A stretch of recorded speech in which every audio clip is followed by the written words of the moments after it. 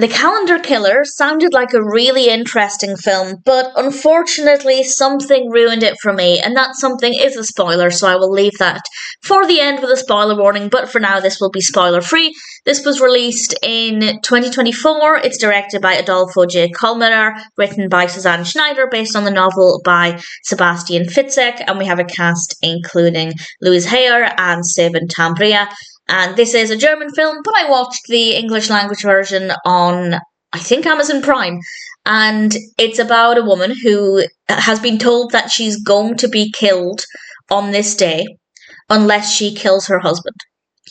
And Klara phones what I think is a pretty interesting service. I don't know if this exists in the UK, but it's a great idea, where she phones up, or anybody can phone up this number while they're walking alone somewhere. It's to increase safety when you're walking alone at night, perhaps, so that you're actually on the phone with somebody. I feel like, and this is just a guess, I feel like somebody's less likely to attack you if you're on the phone with somebody, because it would be so much easier for them to report it immediately, I guess. So that is a concept I thought was quite interesting. And she phones Jules, who finds out that Klara says she's going to be killed by the Calendar Killer on this day, today, unless she kills her husband. What is she going to do? Who is this killer? And I'm not going to say for now. I will with a spoiler warning in a bit. But as a concept, I think it's quite good. I like the concept.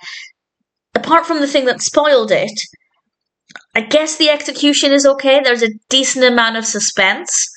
And in general, I think it's not bad. But as I said, something does significantly ruin it to the point where it was just not worth watching. The performances are very good. The pacing is generally quite good. It did take a little while for anything particularly suspenseful to happen, but I'd say the second half was much better than the first half.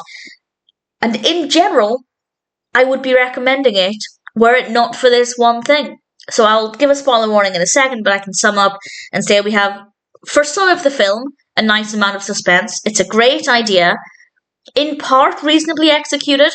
The performances are very good. The characters are quite interesting. And then we have the spoiler. And this is I'm going to say why it was ruined for me, so it's only fair that I go into a little bit of detail about this, because I am criticising it. So this is a big spoiler. I'm going to give away ultimately what happens. So if you want to watch the film, absolutely check it out. It is watchable, absolutely watchable. Let me know what you think. I will now explain, big spoiler warning, the thing that ruined it for me. And this is the fact that 7 minutes into the film, and obviously I didn't note down the time to begin with, but after watching it, I went back and checked, and it was 7 minutes into the film, something happened that made me realise immediately that a certain person was probably the killer. And of course, I wasn't 100% confident. I could have been wrong, but the fact that I wasn't wrong, and that constantly throughout the film I was thinking, well, that's the killer, it kind of ruined the whole experience. 7 minutes in, there is a phone call between Jules and Klara. It's the initial phone call, and the phone rings. Jules's phone rings. Here we have somebody walking alone, looking for company, and he answers the phone, and Klara on the end asks who's calling her. She didn't call him, but Jules says to her, understandably, at least to begin with, understandably, no, you called me. There's no way I could have had your number. And that's where I realised that something was up, because she wouldn't have said who's calling me had he not called her, had he not done something to make that phone call happen. And immediately I thought, well, that's very suspicious. I don't believe him. He must have something to do with this. And as I said, obviously I wasn't 100% confident, but I did then spend the rest of the film thinking, could I be looking for clues? Is there any indication that Jules is the killer? And unfortunately, it ruined the whole experience.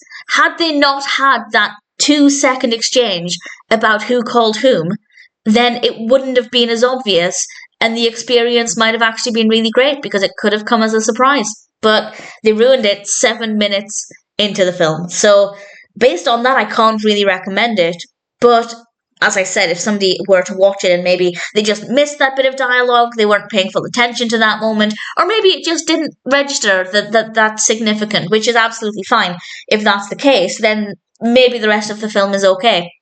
but unfortunately they made one decision that ruined the rest of the film 7 minutes in. So unfortunately the calendar killer is not a good film because it's far too obvious what was happening. There's no element of surprise. Yes, the suspense is still there when we're thinking, well, what's going to happen next? Is Jules going to go after her immediately? Will she kill her husband? If she does kill her husband, will Jules then leave her alone? There were still questions, and I still wanted answers to these questions. But sadly, the big suspense of who this killer is completely disappeared 7 minutes in. The calendar killer could have been really great, but they kind of ruined it.